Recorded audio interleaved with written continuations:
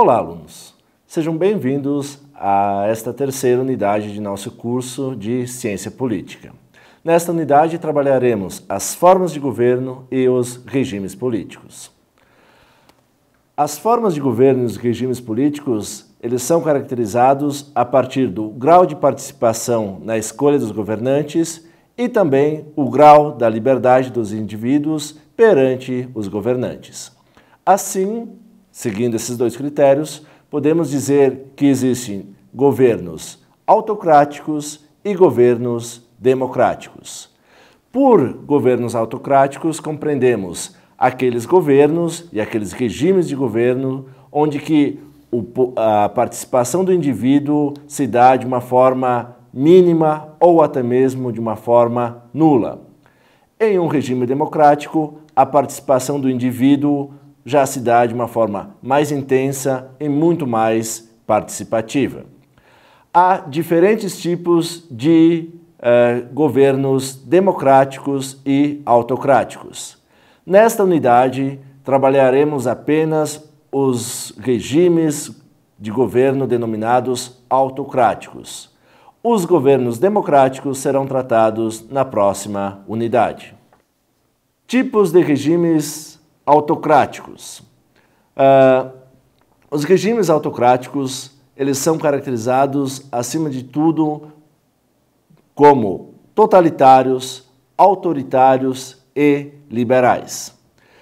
Por regimes autoritários totalitários, a filósofa Hannah Arendt, em seu livro As Origens do Totalitarismo, considera países como a Alemanha de Hitler e a União Soviética de Stalin como principais membros deste regime totalitário, onde que há, acima de tudo, um constante recurso à força, ao terror e à pretensão de controlar totalmente os indivíduos e a sociedade.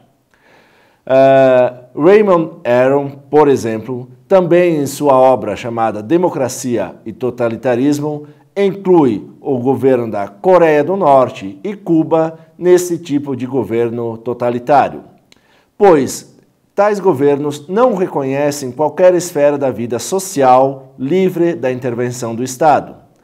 Tais governos totalitários são considerados antiliberais e, acima de tudo, têm a pretensão de controlar todas as instâncias da vida social, diluindo as fronteiras entre Estado e a sociedade civil. Além dos regimes totalitários, autocráticos totalitários, há os regimes autocráticos autoritários. Os regimes autocráticos autoritários são considerados, acima de tudo, muito semelhantes com os regimes totalitários. Entretanto, eles mantêm certo controle do governo, mas não têm a pretensão de controlar definitivamente a vida dos indivíduos.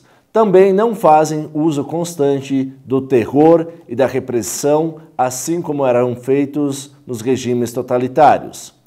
Um exemplo de regime autocrático autoritário citado no livro-texto é a China.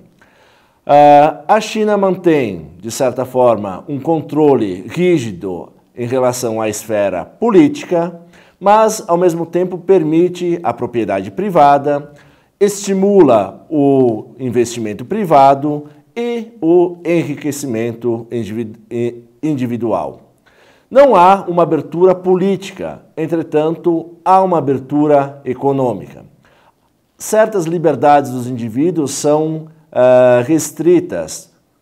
Por exemplo, podemos citar, por exemplo, o acesso à internet, que ocorre de uma forma fragmentária na própria China.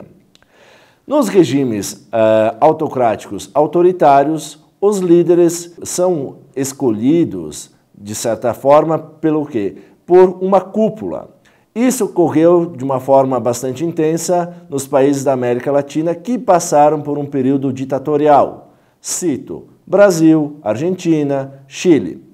No período da ditadura militar, os líderes eram escolhidos pelas Forças Armadas. ou seja, os indivíduos não tinham possibilidade de participar na escolha desses governantes. Também, além do regime autocrático totalitário, autoritário, há o regime autoritário liberal. E o regime autoritário liberal pode ser caracterizado a partir de um conjunto de elementos, entre os quais destaco aqui regras da organização do Estado, direitos civis e direitos políticos. Então, neste regime autocrático liberal, há algumas características que ajudam a separar dos regimes autoritários e dos regimes totalitários. Primeiro deles diz respeito às regras da organização do Estado, que envolvem o império da lei. De acordo com esse princípio, todos os indivíduos estão submetidos à mesma lei, ou seja, todos nós somos iguais perante a lei.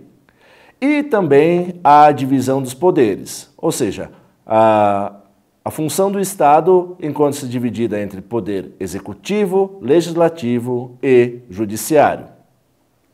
Também, nos regimes autocráticos liberais, há a garantia dos direitos civis, entre os quais destaco direito da liberdade de expressão, direito de reunião, liberdade de culto, liberdade de ir e vir e direito à própria propriedade.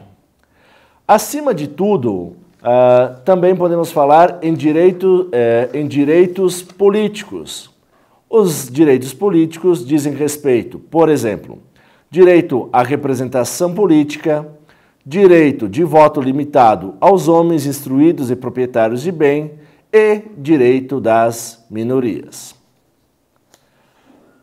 Retomando os principais assuntos apresentados nesta unidade 3, ressaltamos os tipos de regimes autocráticos: regime autoritário, regime totalitário e regime liberal. O que diferencia cada um deles é justamente o nível de participação dos indivíduos. No regime totalitário, o indivíduo não possui nenhum tipo de participação no regime político.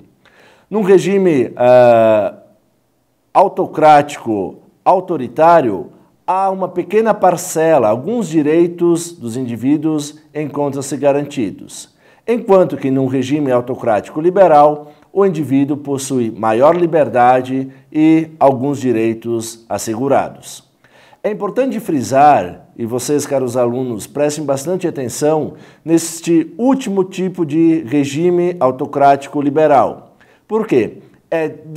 Desta forma de regime autocrático liberal é que serão gestadas, principalmente na Europa, no final do século XIX, início do século XX, as grandes democracias que depois, consequentemente, se espalharão pelos diferentes lugares do mundo. Em linhas gerais, eram esses pontos a serem discutidos e a serem trabalhados. Pessoal, friso novamente, é importante que vocês voltem ao texto, releiam, prestem bastante atenção, tomem cuidado com os conceitos técnicos que são utilizados em cada unidade. Por se tratar de um assunto